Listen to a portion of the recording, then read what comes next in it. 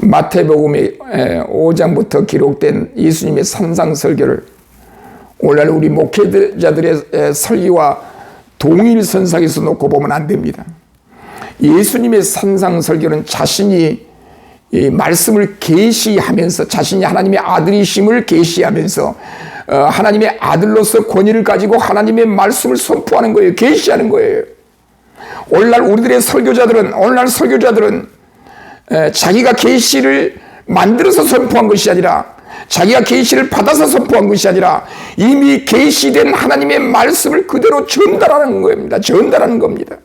자, 이렇게 예수님의 산상설교와 오늘날 우리 설교자들의 설교를 동일시하기 때문에 예수님의 산상설교를 예수님이 자신에 관한 계시의 말씀으로 이해하지 않고 우리에게 적용하는 적용 일변도로 해석한다는 점입니다.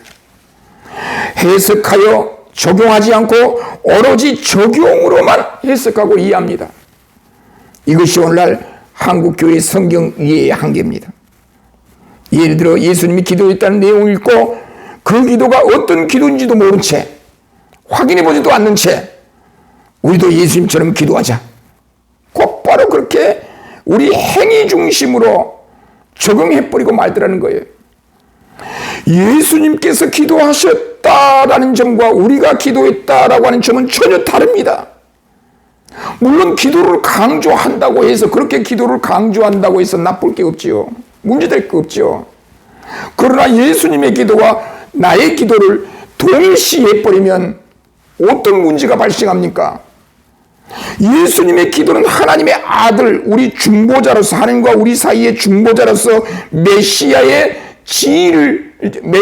지위를 가지고 하나님 앞에 중보 기도를 하고 있는 그 메시아의 기도를 나의 기도와 동일시 여긴다고 한다면 나의 기도가 하나님 앞에 중보자의 기도가 된다는 의미로서 묵과할 수가 없는 내용이죠. 예수님의 기도를 우리의 기도와 동일시할 경우 이런 커다란 신학적 문제가 제기됩니다. 따라서 예수님께서 중보 기도를 했듯이 우리도 중보 기도하자, 이런 내용이 아무런 생각 없이 적용 일변도로 가리키고 있는 것이 얼마나 무모한 일인지, 성경을 왜곡하고 있는 일인지 우리는 여기서 확인할 필요가 있어요. 예수님의 산상설교는 바로 이런 점을 유의해야 합니다. 자, 예수님의 산상설교는 첫째 산상설교를 읽고 곧바로 우리에게 적용할 것이 아니라 예수님은 자신을 어떤 메시아로 선포하고 말씀하고 있는가? 두 번째, 예수님은 모세보다 우월한 자로서 구약의 애언 성취자로서 어떤 계시를 선포하고 있는가? 어떤 말씀을 선포하고 있는가? 셋째, 예수님이 가르친 내용의 권위를 어디에 두고 있는가? 예수님은 자기 자신의 가르침의 권위를 어디에 두고 있는가?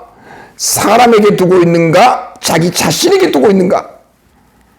넷째, 예수님은 우리에게 무엇을 요구하고 있는가? 다섯째, 오늘날 우리에게 어떻게 살라고 말씀하시는가? 그래서 우리는 어떻게 이 본문 말씀을, 예수님의 산상설교에 가르친 내용을 우리의 삶 속에 적용할 것인가? 이런 관점으로 예수님의 산상설교를 이해해야 한다는 점입니다.